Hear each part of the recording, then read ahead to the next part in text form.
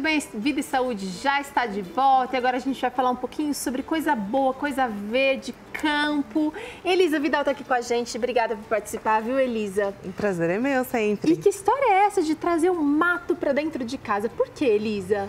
Sabe o que é, Teru? É que à medida que a temperatura vai aumentando, né, e vai se aproximando o verão, tem um inconveniente que acontece em todas as regiões do país. Os insetos vão chegando dentro da casa da gente, né? É mutuca, é pernilongo, é mosca, é formiga, e enfim. E a gente sempre quer eles distantes da nossa casa, né? Porque sempre trazem alguns prejuízos e tudo mais.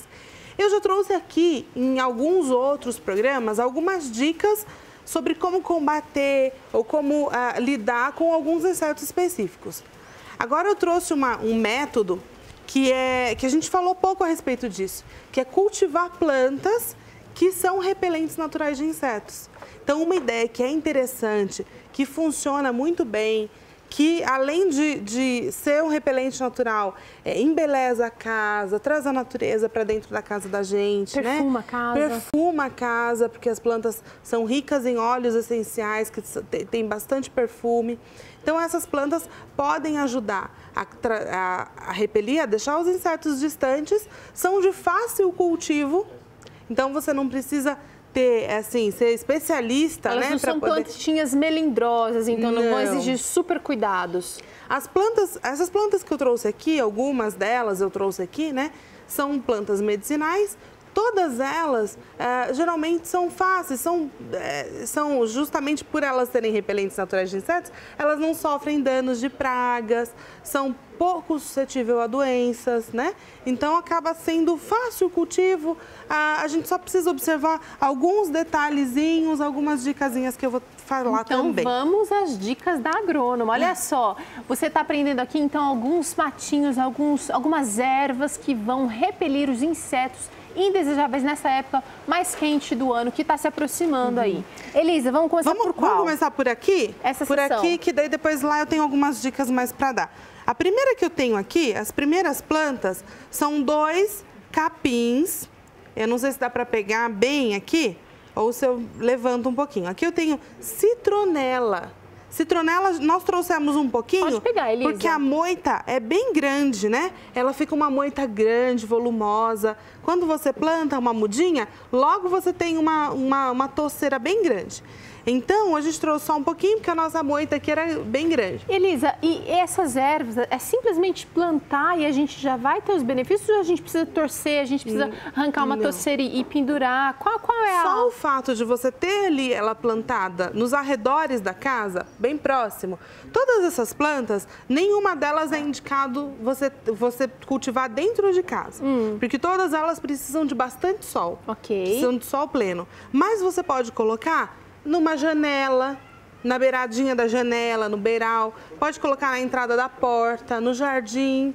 E assim, se você circundar a casa com essas plantas, você vai conseguir afastar os insetos. Bacana. Se for um lugar que tem, por exemplo, um lugar próximo a um lago, a um rio, que tem mais pernilongos, por exemplo, aí você pode usar. A astronela, por exemplo, é uma das plantas que você pode usar, cortar as folhas e distribuir na casa toda.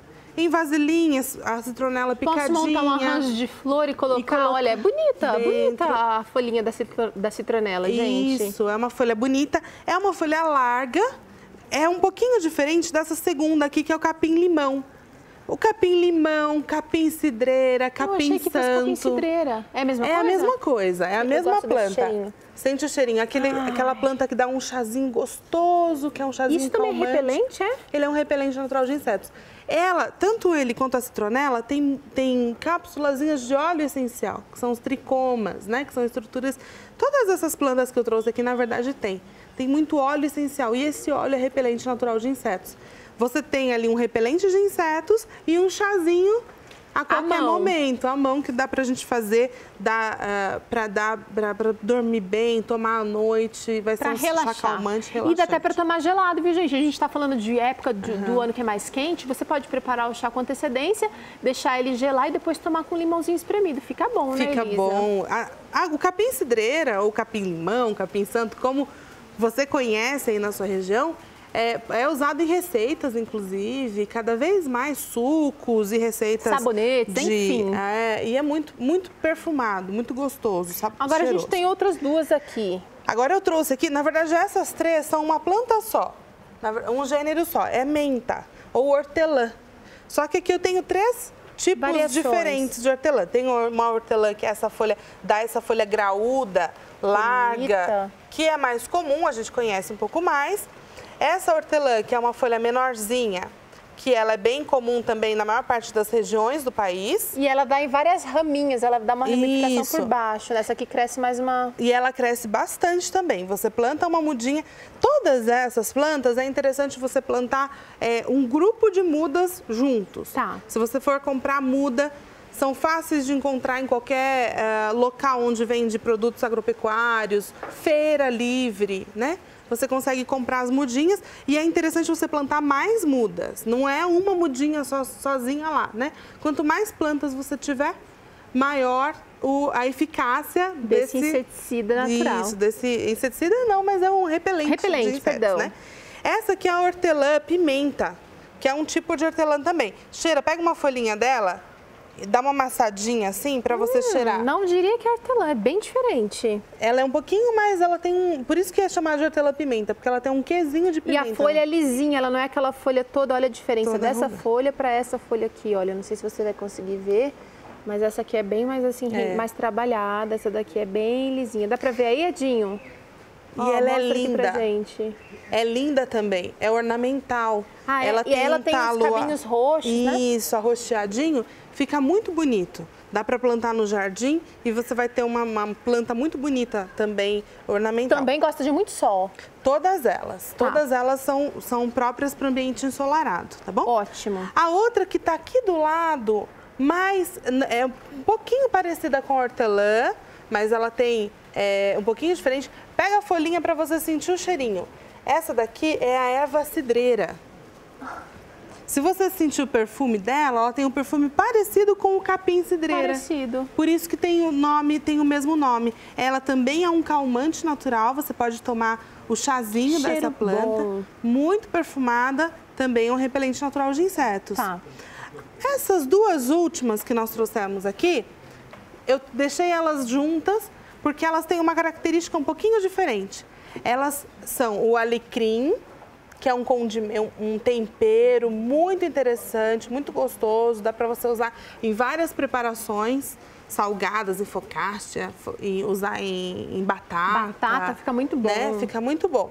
E ele tem um excelente poder repelente. E a lavanda ou a alfazema, que também é muito rica. É a mesma coisa, lavanda e alfazema, Elisa? É a mesma coisa. Essa que nós conhecemos aqui, tem algumas variedades, né, de lavanda, mas essa que nós conhecemos aqui no Brasil é a mesma. E o cheiro delas, da lavanda e da alfazema, ela tem um quê de alecrim? Não tem nada a ver? São plantas completamente diferentes? São plantas diferentes. Elas só são plantas medicinais e tem bastante óleo essencial. Que cheiro Se você bom passar também. a mão entre as folhas, levemente você passa a mão entre as folhas da lavanda e você sente o perfume na sua mão, já fica perfumado. A diferença entre essas que eu apresentei primeiro e essas duas, o alecrim e a lavanda, é que a lavanda e o alecrim, eles necessitam de menos rega. Então, todas essas, o ideal é regar todos os dias, um pouco. Daquele jeito que eu já ensinei outras vezes, você põe a mão no solo, no vaso, no canteiro, onde for, e você sente se tem um pouquinho de umidade ali. Se tiver mais sequinho, se você não estiver sentindo úmido, você pode regar, né? A lavanda e o alecrim, elas vão ter uma necessidade menor de rega. E elas são ideais para solos mais arenosos. Sabe aquela terra mais grossa? Até aqui tá um solo mais arenoso, tá mais branquinho, Isso, né? aquele solo que é mais grosso, assim, Sei. né? Quanto mais fininho, mais argiloso. Quanto mais grosseiro, assim, as partículas, mais arenoso. Então, ela vai muito bem em solos arenosos, mas na verdade vai na maior parte dos solos brasileiros. Gosta de sol também. Todas elas você pode plantar, fazer uma floreira e colocar ali na janela. Plantar em vasos, que fica muito bonito. A lavanda, inclusive, por dar flores muito bonitas, né? Você pode colocar plantar num vaso bonito, deixar do lado de fora e depois trazer para dentro de casa. Verdade. Nos momentos, e eles produzem várias mudas também. Elisa, nenhuma dessas plantas que você passou aqui pra gente, que você mostrou pra gente, são recomendadas a gente fazer, de repente, um chá e passar na pele, certo?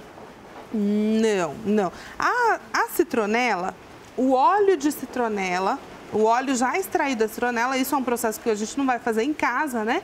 Você pode usar como repelente direto na pele. Mas não é o caso aqui de preparar um chá, presta bem atenção. São repelentes naturais que você vai plantar em volta, você vai cultivar e vai deixar ele ali como repelente natural. Na horta, eles também têm essa função de repelir pragas? Também. Você pode usar da mesma maneira que em casa, se você tem uma hortinha ou um jardim que de repente está sofrendo ataque de pragas, planta entre os canteiros algumas plantas dessas medicinais, repelentes naturais, e isso você vai ter esse efeito também, vai evitar a incidência de pragas.